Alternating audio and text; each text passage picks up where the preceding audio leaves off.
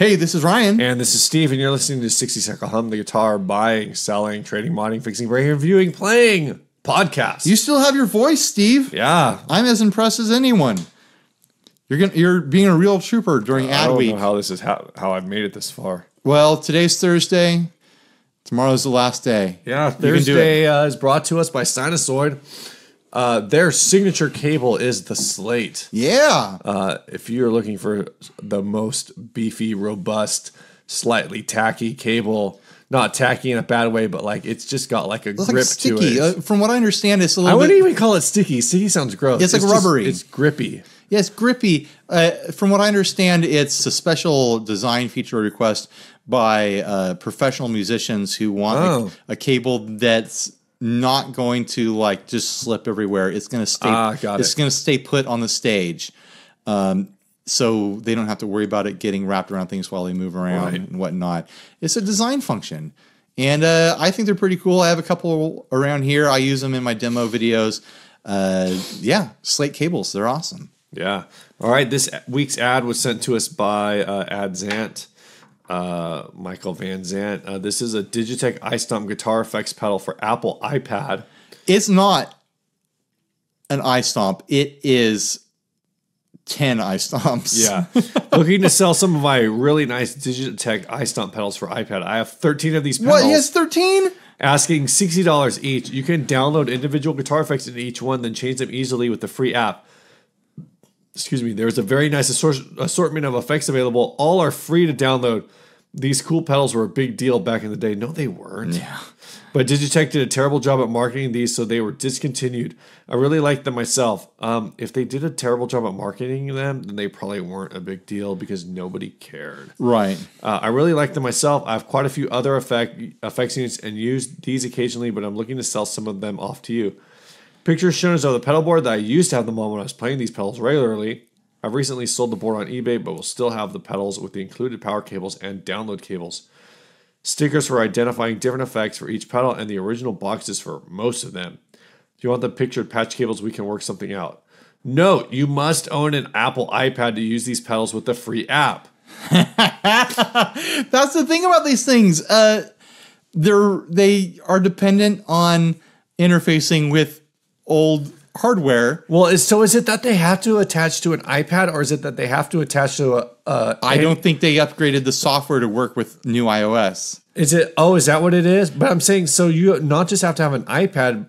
I thought the limitation was that they used a 30-pin connector. It might be that too. So it's like, could I use this with my iPhone 4? Maybe, but then how much longer are you going to keep your iPhone 4? You think you have more than a few years left on that thing? I mean, if I just need to like connect to Wi-Fi to download the app once, and then once it's loaded onto the pedal. I think there is a software issue too. But also he wants how much? $60 each? Yeah. I'm on Reverb right now. What's the cheapest one on Reverb? Guess. $15. $30 plus $9 shipping is the cheapest one I've found so far. Okay, so like 40. Yeah. Some people are trying to charge a lot for them, which is bananas, because the ones that are that cheap are not selling. Right. The ones that are under $40 are not selling. These are bricked technology. Yeah. Anyone who knows anything about them knows that they're bricked technology. Yeah. I'm seeing a bunch that are like $50 with the shipping included. And to have 13 of them, this guy went hog wild. This guy should have just bought one of those Line 6, like what were they, the M9s or whatever, where you can load a bunch of different like Stomp Box models onto it. Is that a thing? I don't follow Line 6. It was from years ago. Are you talking about the Firehawk? What? Maybe not. Some people were talking about the Firehawk online today. The Firehawk was the model that came out between the HD 500 and the Helix, and it had like a computer interface. Huh. I'm not familiar with that one. I'm looking. Oh, M13 is the big one, I think. Well, yeah. So you had like the M5, right? That boy. Okay. Well, you had the M5. Is that how the M5 worked? Yeah. Okay. But it's like it's a Stomp Box modeler where it's just like a bunch of Stomp Box in the format. That's what this guy should have done, and it would still be working. Instead, he's got 13 pedals that are bricks now. Yeah. and didn't continue to have support for very long at all. I was excited about them when they first came out. I was like, this is interesting. Could be the future. But the weak link for this sort of stuff really is the way it interfaces with the technology that allows you to load things. Like if you can't load new patches to it anymore, they're bricks. It's over. Yep. I wouldn't pay $60 for all of these together. I would. You would? For all of them together, yeah. You think you could flip them enough? For 13 of them? You'd only have to sell them for $5 a piece. I think they would be like kind of interesting to have around and like just convince somebody with an old iPad. If I was like, hey, let me have your iPad. If I was at the swap meet and I saw one of these for $10, I would still try to haggle. Okay. But I would end up walking away with it. I am not going to pay $60 each. So what you're saying is you would pay $10 for one.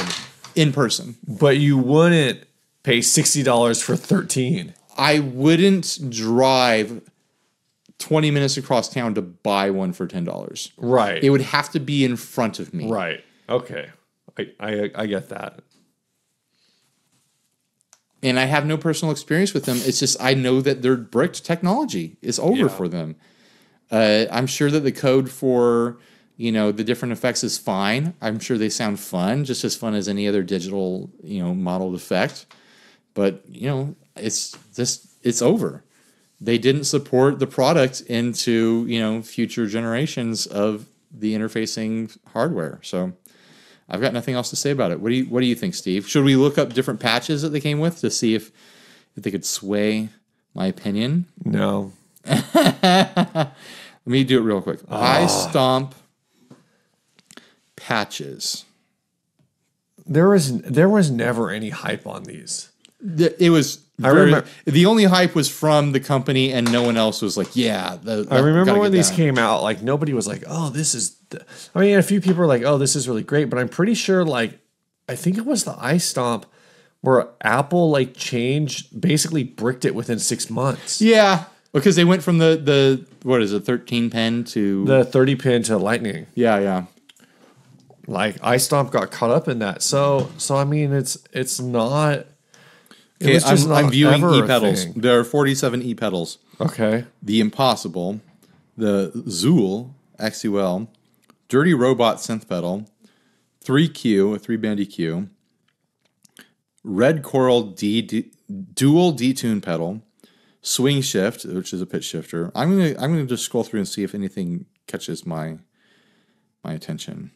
Magic Fingers vibrato, Freeze Wah, that's interesting sounding. Tremolo. Oh, good. You can get an FX69 Grunge. Nice. Half pipe overdrive. It looks like a skateboard.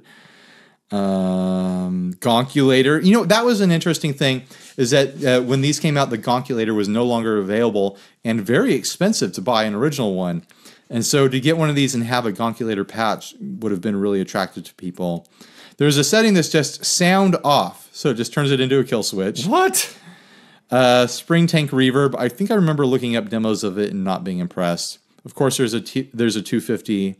I'm betting that most of the distortions and overdrives don't sound fantastic from this thing, but I bet the delays and choruses and things like that sound pretty good. Yeah, you got a vintage tape delay. They've got one called the Total Recall. Compressors, opto tremolo, envelope filter. You know what? Instead of buying these, anyone looking at this path, you know what they should buy? Is one of those Zoom pedals.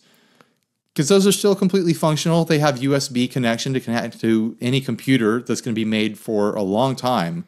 I don't think USB is going anywhere. Yeah.